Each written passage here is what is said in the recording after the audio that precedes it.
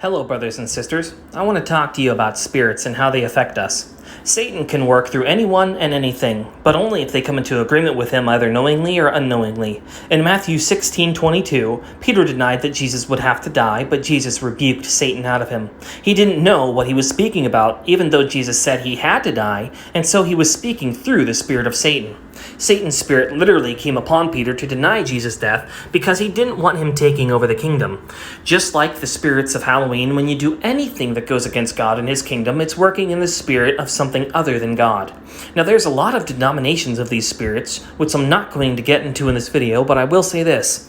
Those who are confused about which gender they can be with are acting in the spirits of Sodom and Gomorrah, and those who are not preparing for Jesus' second coming are acting in the spirit of the days of Noah. So even the apostles were affected by the evil one. Anything that goes against the kingdom of heaven is Satan's spirit working through them.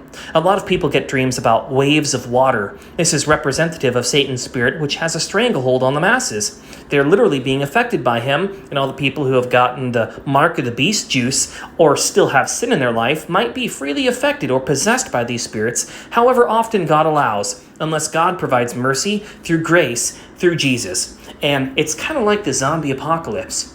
No, Christians may not be demonically possessed, but if they wander away from God's protection, God may give them over to spirits that are not good, whilst still on their way towards Christ's perfection. They may still be tempted and persuaded by the spirits of the devil, which temporarily tests us, and God lets it happen. Sometimes God withdraws his spirit temporarily to see what's in our hearts and how we'll act.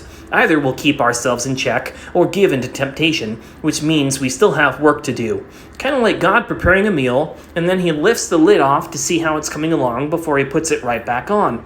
The less you apply yourself to obedience to God's word and aren't trying to have a relationship with him, the more apt he is to let the lesser spirits mess with you, and the more faith and obedience you have to his word, the less he'll allow the spirits and demons to test you, up to the honor, of allowing you to come against Satan, the accuser himself, to test you.